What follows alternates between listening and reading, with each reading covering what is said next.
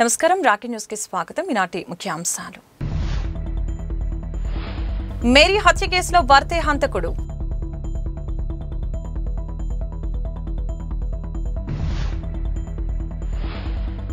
నర్సరావుపేటలో traffic CI వాహనాల తనిఖీలు.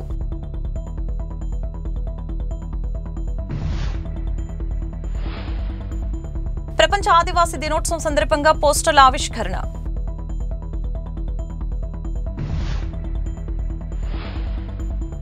Vagdevi degree కళాశాలకు అటానమస్ స్టేటస్ గుర్తింపు.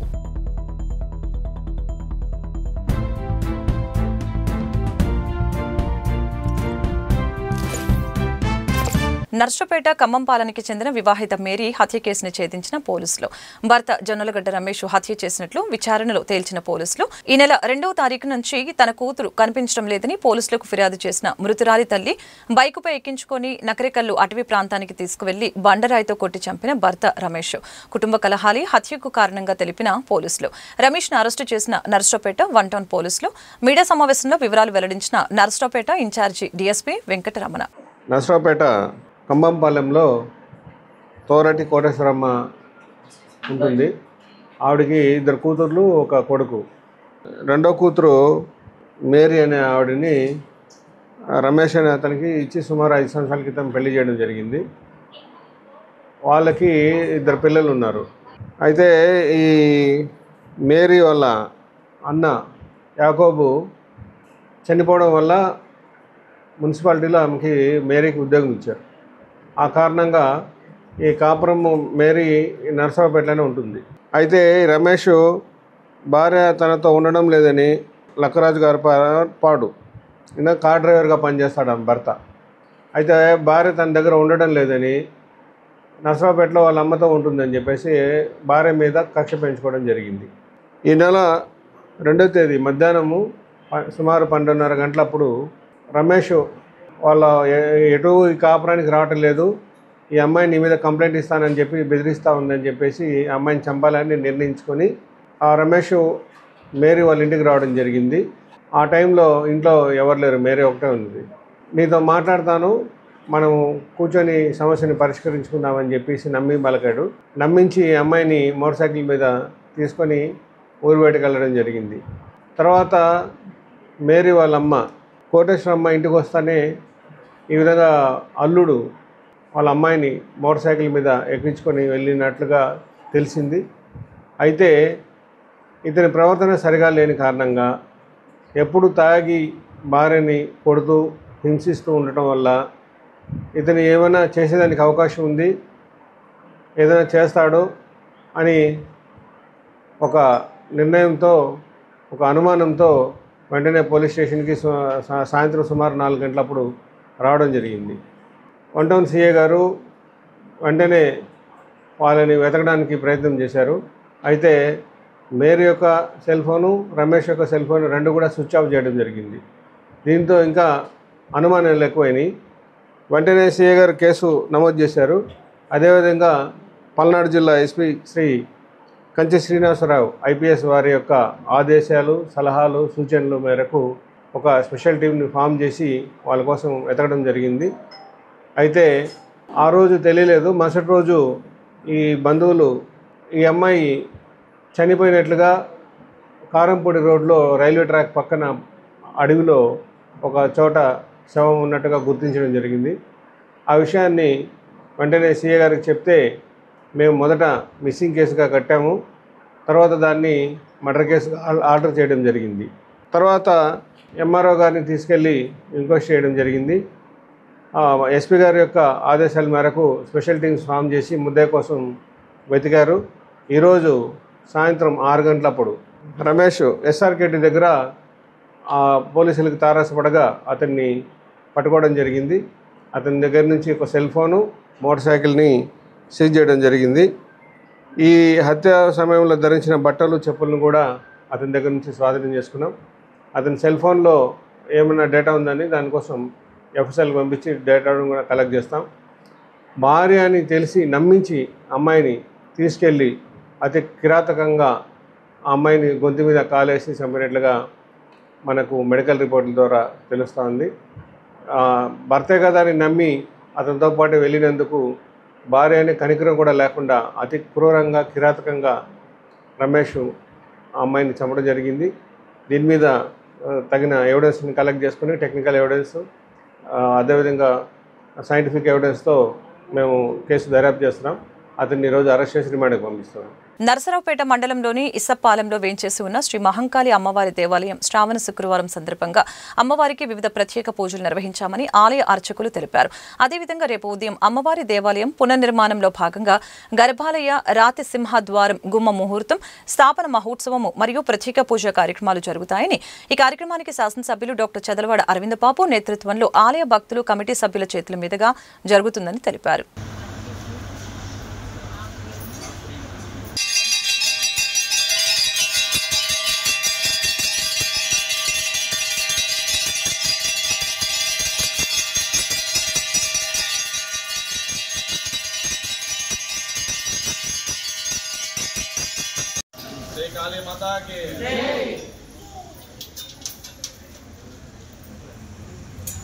ఇసప్పాలెం శ్రీ మహంకాళి అమ్మవారి దేవస్థానంలో ఈరోజు శ్రావణ శుక్రవారం సందర్భంగా అమ్మవారికి ప్రత్యేక కుంకుమార్చన పూజలు నిర్వర్తించబడ్డాయి.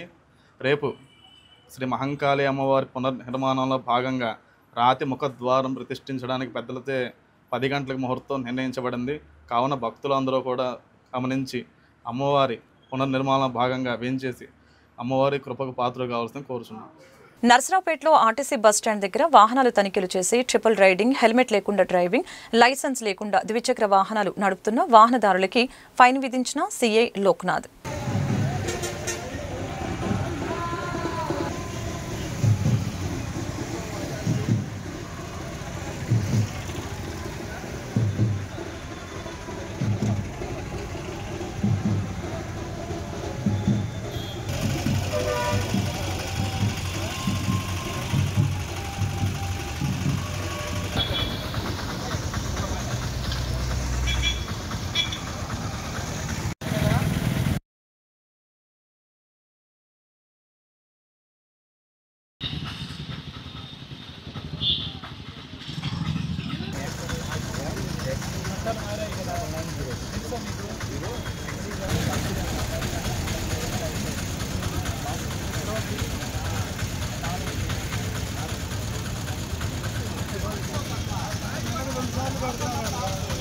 ఈరోజు నర్సరావుపేట పట్టణంలోని ఆర్టీసీ బస్టాండ్ దగ్గరలో స్పెషల్ డ్రైవ్ అనేది కండక్ట్ చేయడం జరిగింది. ముఖ్యంగా ఈ ఆటో డ్రైవర్లు ఎవరైతే ఉన్నారో వారికి ట్రాఫిక్ నియమాల మీద అవగాహన కల్పిస్తున్నాము. అలాగే ఎవరైతే ఈ ట్రాఫిక్ నియమాలని ఉల్లంఘిస్తున్నారో వాళ్ళ మీద చట్టపరమైన చర్యలు కూడా తీసుకుంటున్నాము. పర్టికులర్గా మనకి ఇప్పుడు ఈ కొత్త చట్టాలు వచ్చిన తర్వాత వైలేషన్స్ మీద ఫైన్లు కూడా చాలా ఎక్కువ అయ్యాయి. వాటి గురించి కూడా మేము పదే చెప్తున్నాము. కొంతమంది వాటిని నిర్లక్ష్యం చేస్తున్నారు. ఎవరైతే నిర్లక్ష్యం చేస్తున్నారో వారి మీద మాత్రం ఫైన్లు ఇంపోజ్ చేస్తున్నాం. ముఖ్యంగా కొంతమంది యూనిఫామ్ వేసుకోకపోవటం, సరైన ప్రదేశాల్లో వాహనాలు నిలపకపోవడం, వాళ్ళ యొక్క ఆటోలు పరిమితికి మించి ఎక్కువ మందిని ప్యాసింజర్లను ఎక్కించుకోవటం, ఇవన్నీ కూడా చేస్తున్నారు. వాటి మీదే వాళ్ళకి చెప్తా ఉన్నాము. ఎవరైతే ఉల్లంఘిస్తున్నారో వాళ్ళకి ఫైన్లు వేసి ఇంకోసారి జరగకుండా అటువంటి చర్యలు తీసుకోమని చెప్తున్నాం. ఈ నెల 9వ తేదీన ప్రపంచవ్యాప్తంగా ఆదివాసులు ఆదివాసీ దినోత్సవాన్ని జరుపుకుంటున్నారు. ప్రభుత్వాలు కూడా దీన్ని ఒక పండుగగా నిర్వహించడం పరిపాటి. మన దేశంలో రాష్ట్రపతి నుంచి అనేక రాష్ట్రాల్లో ముఖ్యమంత్రిగా ఆదివాసీ సమాజం నుంచి వచ్చిన వాళ్ళు ఉన్న ఆదివాసీ ప్రాంతాలలో 5-6 షెడ్యూల్ అమలు అవటం లేదు. ఆదివాసీలు నివసించే ప్రాంతాలలో ఖనిజాల కోసం దేశ సరిహద్దుల్లో ఉన్న సైనిక బలగాలను దించి ఆదివాసుల్ని అడవుల్లో ఖాళీ చేస్తూ వందలాది ఆదివాసీలను నిర్బంధిస్తూ మరొకవైపు ఆదివాసీ దినోత్సవాన్ని పాలకులు నిర్వహిస్తూ ఉన్నారు. ప్రపంచ ఆదివాసీ దినోత్సవం సందర్భంగా ఈ నెల 9వ తేదీ నుంచి 16వ తేదీ వరకు ఆదివాసీ హక్కును, ఆదివాసీ చట్టాలు, ఆదివాసీ జీవితాలను పరిరక్షించుకోవడం, ఆదివాసీ ప్రాంతాలలో ఉద్యమ సంస్థలతో ప్రభుత్వాలు చర్చించి ఆదివాసీ సమస్యల్ని పరిష్కరించే వైపు ఉండాలని ఆదివాసీ హక్కుల పోరాట సంఘీభావ వేదిక పిలుపునిచ్చింది. ఈరోజు నర్సరావుపేట బస్టాండ్ సెంటర్లో పోస్టర్లు ఆవిష్కరించి ఆదివాసీలపై జరిగే దారుణాలను ఖండిస్తూ ఆదివాసీ సమాజానికి పేదలంతా అండగా ఉండాలని నాయకులు తెలిపారు. కార్యక్రమంలో పీడీఎం రాష్ట్ర నాయకులు వై వెంకటేశ్వరరావు, నల్లపాటి రామారావు తదితరులు పాల్గొన్నారు. దేశవ్యాప్తంగా రేపటి నుండి ప్రపంచ ఆదివాసీల పోరాట దినం జరుపుకుంటూ ఉన్నారు. ప్రపంచంలో ఆదివాసీల సంగతి ఏమో కానీ ఈ దేశంలో ఉన్నటువంటి 705 తెగల ఆదివాసీలని కేంద్ర ప్రభుత్వం ఆ ఆదివాసీ ప్రాంతాల్లో ఉన్నటువంటి ఖనిజ నిక్షేపాలని కార్పొరేట్ శక్తులు కట్టబెట్టడం కోసం నిర్దాక్షిణ్యంగా చంపేస్తూ ఉంది, అక్రమంగా జైళ్ళలో నిర్బంధిస్తూ ఉంది. ఒకవైపున అటువంటి నరమేధాలకి జైలు నిర్బంధాలకు గురి చేసినటువంటి ప్రభుత్వాలే అట్టహాసంగా దానికి సంబంధించిన ఆదివాసీలకు సంబంధించినటువంటి ఒక జాతరను జరుపుకుంటాం. చాలా దుర్మార్గం. ఎందుకంటే అణిచివేసేవాడు హంతకుడే ప్రజల హక్కులను కాపాడతామని చెప్పేసి మాట్లాడడం, దానికి సంబంధించి ఆదివాసీలని సభలు సమావేశాలు పెట్టి చర్చించడం అనేది చాలా దుర్మార్గమైంది. అట్లాగే రాష్ట్రపతి ఈ దేశంలో ఆదివాసీలకు సంబంధించినటువంటి గిరిజన తెగలకు సంబంధించినటువంటి మనిషి అని చెప్తూనే అదే సందర్భంలో ఆదివాసీలని హననం చేయడం చాలా దుర్మార్గం. ఇవాళ ఆదివాసీలను హననం చేయకుండా కాపాడాల్సినటువంటి చారిత్రక బాధ్యత మన మీద ఉంది. ఎందుకంటే ఈ దేశంలో ప్రకృతిని పర్యావరణాన్ని పరిరక్షిస్తున్నటువంటి వాళ్ళు, ఈ దేశ సంపదలను కాపాడుతున్నటువంటి వాళ్ళు, ఈ దేశంలో నిజంగా మొత్తంగా సమాజాన్ని ఈ దేశ ప్రజలు కాపాడుతున్నటువంటి వాళ్ళు ఆదివాసీలు. అటువంటి ఆదివాసీ బిడ్డలను హననం చేయడం చాలా దుర్మార్గం. వెంటనే ఆదివాసీ జైళ్లలో నిర్బంధంలో ఉన్నటువంటి ఆదివాసీలందరినీ బేషరతుగా విడుదల చేయాలి. వాళ్ళకు హక్కుల కోసం మాట్లాడుతున్నటువంటి ప్రజాస్వామికవాదులందరినీ కూడా బేషరతుగా విడుదల చేయాలి. నిజంగా ఆదివాసీల కోసం మాట్లాడడం అంటే ప్రభుత్వాలు జాతరలు చేయడం కాకుండా ఆదివాసీ హక్కులను కాపాడటం, ఆదివాసీల కోసం మాట్లాడేటువంటి వాళ్ళని జైళ్లలో నిర్బంధంలో ఉన్న వాళ్ళని విడుదల చేయడం అని చెప్పేసి సందర్భంగా తెలియజేస్తా ఉన్నాం. ప్రపంచ ఆదివాసీ దినోత్సవం ఈ నెల 9వ తేదీన ఆదివాసులు ప్రభుత్వాలు నిర్వహిస్తూ ఉన్నది. ఆదివాసీ హక్కుల పోరాట సంఘీభావ వేదిక తెలుగు రాష్ట్రాల్లో ఆదివాసీ ఉద్యమాలకి సంఘీభావంగా మద్దతుగా 9 నుంచి 16 వరకు ఆంధ్రప్రదేశ్లో అయితే అన్ని జిల్లాల్లో నిర్వహించాలని కమిటీ నిర్ణయించింది. 16వ తేదీన చివరిగా గుంటూరు కొరిటాల భవన్లో ఒక సదస్సు కూడా జరుగుతూ ఉన్నది. ముఖ్యంగా ఈ రోజున ఆదివాసీ దినోత్సవాలు ప్రభుత్వాలు ఆర్భాటంగా జరుపుతూ ఉన్నవి, కానీ ఆదివాసుల కోసం చేసిన రాజ్యాంగంలో ఉన్న చట్టాలని తొంగలో తొక్కుతూ ఉన్నారు. ఆదివాసీ దినోత్సవం అంటే ఆదివాసీ సమస్యల వేదికగా ఉండాలి, ఆదివాసీ సమస్యల్ని పరిష్కరించేలాగా ఉండాలి. కానీ ప్రపంచవ్యాప్తంగా పాలకులు జరిపే ఆదివాసీ దినోత్సవం అనేది అదొక జాతర మాత్రమే. జాతరలు కాదు మనం చేసుకోవాల్సింది ఆదివాసీ సమస్యల పరిష్కారానికి, ఆదివాసీ చట్టాల అమలు కోసం చేయాలి. నర్సరావుపేట స్థానిక విజయ కళ్యాణ మండపంలో Guntur income tax ఇంటెలిజెన్సీ and criminal investigation అధికారి బిఏ ప్రసాద్ బాబు ఆధ్వర్యంలో ఇన్కమ్ ట్యాక్స్ యాక్ట్ ఫామ్ 60/61పై అవగాహన సదస్సు నిర్వహించారు. నర్సరావుపేటలో గోల్డ్ మర్చెంట్స్తో పాటు వినుకొండ, సత్తెనపల్లి, పిడుగురాల, దాచేపల్లి పలు ప్రాంతాలలో వారు పాల్గొన్నారు.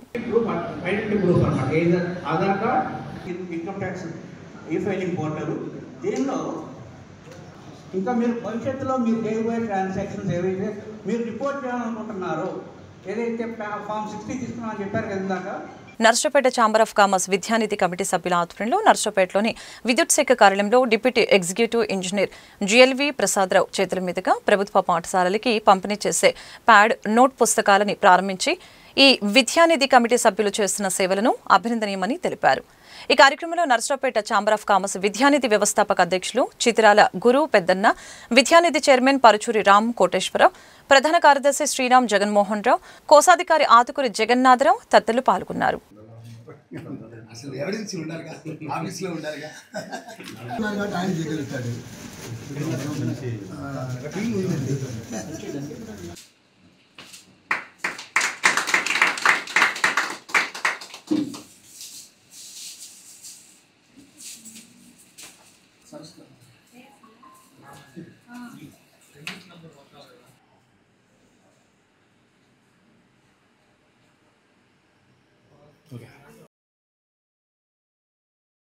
ఈ నర్సరావుపేట ఛాంబర్ ఆఫ్ కామర్స్ విద్యా కమిటీ 2025 పేద విద్యార్థులకు ప్యాడ్స్ పంపిణీ కార్యక్రమంలో పాల్గొనే అవకాశం ఇచ్చినందుకు నాకు నా తరఫున, నా డిపార్ట్మెంట్ తరఫున కృతజ్ఞతలు తెలుపుకుంటున్నాను. ఈ కార్యక్రమం చేయటం అనేది పేద విద్యార్థులకి ఇలాంటి చదువు విషయంలో మరి ఈ ప్యాడ్స్ కానీ పుస్తకాలు కానీ పంపిణీ చేసి వాళ్ళ యొక్క అభివృద్ధికి తోడ్పాటు చేయటం అనేది పెద్దలు, మరి మన మాజీ మంత్రివర్యులు, ముఖ్యమంత్రి వర్యులైనటువంటి రోసయ్య గారు యొక్క అడుగుజాడలో నడుస్తూ వీళ్ళందరూ కూడా మరి గురు పెద్దన్న గారి సహకారంతో, మరి వ్యవస్థాపకులు అంటే ఆయన, మరి వాళ్ళ అనుంగి శిష్యులందరూ కూడా మరి ఈ కార్యక్రమాలు చేయడం మంచిది. విద్యానిధి కమిటీ తరఫున ఈరోజు ఎలక్ట్రిసిటీ డిపార్ట్మెంట్ ఏడీ గారు ప్రసాద్ గారి ద్వారాగా ఈ ప్యాడ్స్ ఇనాగరేషన్ కార్యక్రమానికి విచ్చేసిన అందరికీ ముందుగా ధన్యవాదాలు తెలియజేస్తున్నాం. ఈ సంస్థ పరంగా బుక్స్ పంపిణీ కానీ, ప్యాడ్స్ కానీ, అట్లానే పిల్లలు ఆడుకునే ఆట వస్తువులు కానీ కేవలం ప్రభుత్వ స్కూల్స్లోనే ఇవ్వటానికి కమిటీ పనిచేస్తుంది. ప్రతి సంవత్సరం కూడా ఒక 2000 బుక్స్ వాడు ఇట్లా ప్రింట్ చేసి ఇవ్వటం జరుగుతుంది. అలానే మెరిట్ స్టూడెంట్స్కి ఈ స్కూల్ ప్యాడ్స్ కూడా ఇవ్వటం జరుగుతుంది. మరి ఈ కార్యక్రమానికి ఇనాగ్రేషన్ చెప్పాను అని మా కమిటీ తరఫున చెప్పినప్పుడు సార్ ఒప్పుకున్నందుకు మరోసారి ఏడీ గారికి ధన్యవాదాలు తెలియజేస్తున్నాం. మేము గత 3 సంవత్సరాల నుంచి నేను చైర్మన్గా చేస్తున్నాను. దీంట్లో మొత్తం 11 సంవత్సరాల నుంచి ఇది వ్యవస్థ నడుపుతున్నాము. దీని వ్యవస్థాపకులు గురువు పెద్దన్న గారికి ధన్యవాదాలు తెలుపుతూ, ఇలానే మేము ప్రతి స్కూళ్ళల్లోనూ ఇట్లా ప్యాడ్లు కానీ, పెన్స్ కానీ, బుక్స్ కానీ అలా పంపిణీ చేస్తున్నాము. ఓన్లీ గవర్నమెంట్ స్కూల్ మాత్రమే పంపిణీ చేస్తున్నాము. ఇలా జరుగుతున్న అందరూ స్పాన్సర్లు కానీ మా కమిటీ నెంబర్ల ద్వారా ధన్యవాదాలు చెప్తున్నాను. బీహార్లో జరుగుతున్న ఎన్నికల ప్రక్రియను నిరసిస్తూ సిపిఎం పార్టీ ఆధ్వర్యంలో నరసరావుపేట సిపిఎం కార్యాలయంలో రౌండ్ టేబుల్ సమావేశం నిర్వహించారు. అనంతరం నరసరావుపేట మార్కెట్ యార్డు ఎదుట నిరసన తెలియజేసిన సిపిఎం మరియు ఇతర వామపక్ష Congress party of India, MIM ప్రజా సంఘాల నాయకులు. వామపక్షవాదులు, ప్రజాస్వామ్యవాదులు అందరూ కూడా కోరుతా ఉన్నారు. మనం చూస్తూ ఉన్నాం, ఈ దేశంలో పుట్టినటువంటి ప్రతి పౌరులకి కూడా Aadhaar card, ration card, voter card, అదేవిధంగా అన్ని రకాల కార్డులు, ఈ దేశ ప్రభుత్వం ఇచ్చినటువంటి కార్డులు ఈరోజు ఓటు వేయడానికి చెల్లుబాటు కాదు అని ఈరోజు ఎన్నికల కమిషన్ అనేటటువంటి ముందుకు రావడం అనేది దుర్మార్గపూరితమైనటువంటి చర్య అనేటటువంటి కూడా మనం గమనించాలి. రాజ్యాంగంలో స్వతంత్రంగా, నిష్పక్షపాతంగా ఈ దేశ ప్రజాస్వామ్యాన్ని కాపాడాల్సినటువంటి ఎన్నికల కమిషన్ ఈ కేంద్ర ప్రభుత్వం మోడీ ఆర్ఎస్ఎస్ చేతిలో కొత్త సంస్థగా తయారైందనేటటువంటిది కూడా మనం గమనించాల్సినటువంటి అవసరం ఉంది. అందుకని ఈరోజు మనం చూస్తూ ఉన్నాం, ఎప్పటిదాకా మనం ఓట్లేసినటువంటి ప్రతి సందర్భంలో కూడా ration card, voter card, Aadhaar card, current bill, pan card, ఆఖరికి కరెంటు బిల్లు చూపించినా కూడా ఈ దేశంలో ఓటు వేసినటువంటి చరిత్ర, ఇటువంటి చరిత్రను మొత్తం తొంగలో తొక్కి ఈరోజు కేంద్ర ప్రభుత్వము దాని తొత్తుగా వ్యవహరిస్తున్నటువంటి ఎన్నికల కమిషన్ మొత్తం ఎన్నికల యొక్క ప్రక్రియని అపహాస్యం చేసే విధంగా తయారైన ఇది కేవలం ఈ దేశాన్ని హిందూ రాష్ట్రంగా మార్చేదాని కోసం నేతృత్వంగా ముందుకెళ్తుందనేటటువంటి కూడా మనం గమనించాల్సినటువంటి అవసరం ఉంది. నరసరావుపేటలో వాగ్దేవి డిగ్రీ కాలేజీకి యూజీసీ అనుమతితో అటానమస్ స్టేటస్ మంజూరైందని కాలేజీ యాజమాన్యం తెలిపారు. పాఠ్యాంశంలో స్వతంత్రంగా మార్పులు చేసుకోగలమని, ప్రస్తుత విద్యా విధానంలో అవసరాలకు అనుగుణంగా విద్యార్థుల శిక్షణను మెరుగుపరచవచ్చని ప్రిన్సిపల్ కపిలవై రాజేంద్ర ప్రసాద్ తెలిపారు. కాలేజీ సెక్రటరీ అండ్ కరెస్పాండెంట్ రాయల శ్రీనివాసరావు మాట్లాడుతూ 10 సంవత్సరాలు ఎన్ఏఏసీ, 12 సంవత్సరాలు అటానమస్ సాధించామని, కోర్సులు అన్ని అటానమస్ కిందకు వస్తాయని తెలియపరుస్తూ వాగ్దేవి డిగ్రీ కళాశాలకి మరి గత సంవత్సరం నాక్ అక్రిడేషన్ రావడం జరిగింది, జాతీయ స్థాయిలో గుర్తింపు. అదేవిధంగా మరి ఈ విద్యా సంవత్సరానికి నిన్న యూజీసీ వాళ్ళు ఢిల్లీ నుంచి మా కళాశాలకి అటానమస్ స్టేటస్ని మరి ప్రకటించడం జరిగింది. ఈ అటానమస్ స్టేటస్ వచ్చినందువల్ల మరి మా కళాశాలలోనే ఉన్నటువంటి డిగ్రీ కోర్సులన్నీ, అలానే పీజీ కోర్సులు, కొత్తగా వచ్చినటువంటి ఎంబీఏ, ఎంసీఏ కోర్సులు అన్నీ కూడా అటానమస్లో ఉంటాయి. అదేవిధంగా మరి స్వయం ప్రతిపత్తి, ఒక యూనివర్సిటీకి ఎలాంటి రైట్స్ అయితే ఉంటాయో అదేవిధంగా ఇప్పుడు మా వాగ్దేవి డిగ్రీ కాలేజీకి కూడా అలాంటి స్వయం ప్రతిపత్తి కల్పించడం జరిగింది. ఇవన్నిటికీ కారణం ఏంటంటే మా కాలేజీలో తీసుకుంటున్నటువంటి కరికులం కానీ, అలానే రిజల్ట్ ఓరియంటెడ్ కానీ, మరి జాబ్ ఓరియంటెడ్ కానీ అన్నీ ఏమి చూసినా కూడా 90% అబోవ్ ఉండటం వల్ల మరి మా కాలేజీ పెట్టి అతి తక్కువ కాలంలోనే నాక్ రావటం, అటానమస్ రావటం అనేది మరి మేమందరం కూడా చాలా సంతోషిస్తున్నాం. మన వాగ్దేవి డిగ్రీ కాలేజీ ప్రారంభించినటువంటి అనతి కాలంలోనే, అంటే 2013లో మేము డిగ్రీ కాలేజీ స్టార్ట్ చేయడం జరిగింది. 2023 నాటికి మరి NAAC grade, all India level అక్రిడిటేషన్ని పొందడం జరిగింది. అలాగే 2025లో పీజీ కోర్సెస్, ఎంసీఏ, ఎంబీఏ కోర్సులకి పర్మిషన్ తీసుకురావడం జరిగింది. అలాగే నిన్న యూనివర్సిటీ గ్రాంట్స్ కమిషన్ వారు అటానమస్ స్టేటస్ని మా వాగ్దేవి డిగ్రీ కాలేజీకి ఇవ్వడం జరిగింది. దీనికి మేము ఎంతో సంతోషిస్తున్నాము. అటానమస్ అనేది ఒక మైలురాయి లాంటిది. ఏ విద్యా సంస్థకైనా అచీవ్మెంట్స్లో హయ్యెస్ట్ అచీవ్మెంట్ ఏమైనా ఉంది అంటే అది అటానమస్ స్టేటస్. దీనివల్ల కాలేజీలో చదివేటువంటి ప్రతి విద్యార్థికి ప్రయోజనం అనేది ఉంటుంది. ఆ సర్టిఫికేట్ మీద అటానమస్ అనేటువంటి ముద్ర రావడం జరుగుతుంది. అటానమస్ అంటే స్టూడెంట్స్కి కావాల్సినటువంటి లేటెస్ట్ టెక్నాలజీస్ని, కరికులంని ఎప్పటికప్పుడు ఏవైతే ట్రెండింగ్లో ఉన్నటువంటి సబ్జెక్ట్స్ ఉన్నాయో వాటిని యాడ్ చేసుకుంటూ సిలబస్లో చేంజెస్ చేసుకుంటూ వారికి హయ్యెస్ట్ నాలెడ్జ్ని ఇవ్వటం అనేది ఇక్కడ ఇంపార్టెంట్ అయినటువంటి విషయం. దీనికి ఈ అటానమస్ హోదా రావడానికి సహకరించినట్టు మా కాలేజీ మేనేజ్మెంట్ అందరికీ కూడా, అలాగే మా స్టాఫ్ అందరికీ కూడా ప్రత్యేక ధన్యవాదాలు తెలియజేస్తున్నాను. శ్రావణ మాసం శుక్రవారం కావడంతో విద్యార్థినులు సిబ్బందితో కలిసి వరలక్ష్మి వ్రతం నిర్వహించారు.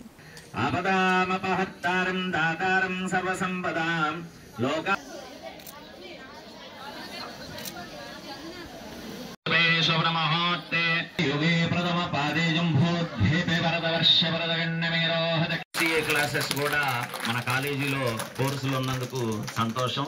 దూరంగా పోయి చదువుకునే కన్నా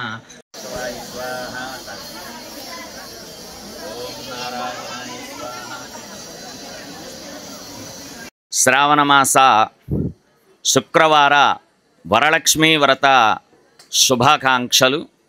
అసలు ఈరోజు మనము వరలక్ష్మీ వ్రతము ఎందుకు చేసుకుంటాము అని అంటే, సంవత్సరంలో శ్రావణ మాసం శుక్లపక్షం పౌర్ణమి ముందు రోజు వచ్చేటువంటి శుక్రవారం రోజున చక్కగా అమ్మవారిని దర్శించుకొని అమ్మవారి యొక్క వ్రతాన్ని చేసుకున్నట్లయితే విద్యార్థులైతే చక్కగా మంచి చదువు వస్తుందని, తద్వారా మంచి ఉద్యోగాన్ని కూడా పొందుతారని మనం నమ్మి మన వాగ్దేవి విద్యా సంస్థల తరఫున మనందరి కోసం ఈ పూజా కార్యక్రమాన్ని నిర్వహించడం జరుగుతుంది.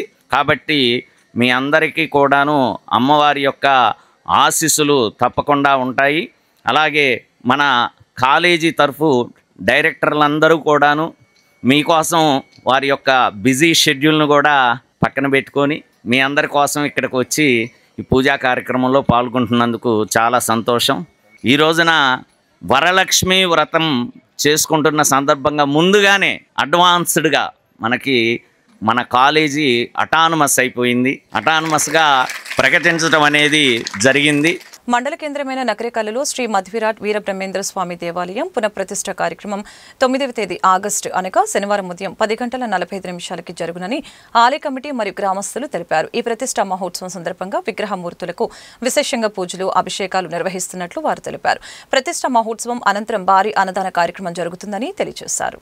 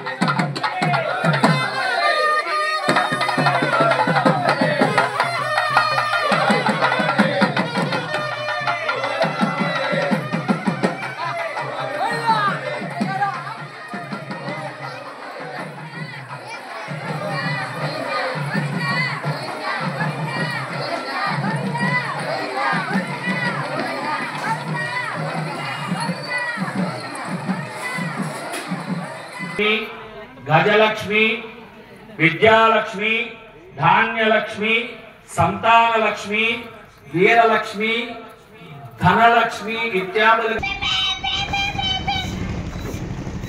60 సంవత్సరాల క్రితం నిర్మించిన శ్రీ మధ్విరాట్ పోతులూరు వీరబ్రహ్మేంద్ర స్వామి వారి దేవాలయం నిర్మించడం జరిగింది. కావున శిథిలావస్థ కారణంగా దేవాలయాన్ని మళ్ళీ పునఃప్రతిష్ఠ జరుగుటకు పెద్దలందరూ నిర్ణయించుకున్నారు. రేపు శనివారం ఉదయం 10:45 పునఃప్రతిష్ఠ జరుగుతుంది కావున భక్తులందరూ వచ్చి ఈ యొక్క కార్యక్రమాన్ని జయప్రదం చేయవలసిందిగా కోరుతున్నారు. వార్తలు ముగించే ముందు ముఖ్యాంశాలు మరొకసారి. మేరీ హత్య కేసులో భర్తే హంతకుడు.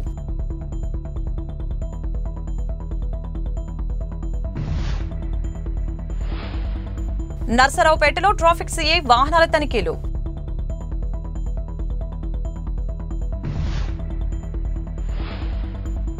ప్రపంచ ఆదివాసీ దినోత్సవం సందర్భంగా పోస్టర్ల ఆవిష్కరణ.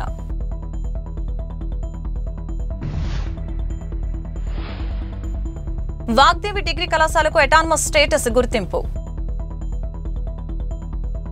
ఈ వార్తలు ఇంతటితో సమాప్తం. మరొక బులెటిన్లో మళ్ళీ కలుద్దాం. నమస్కారం.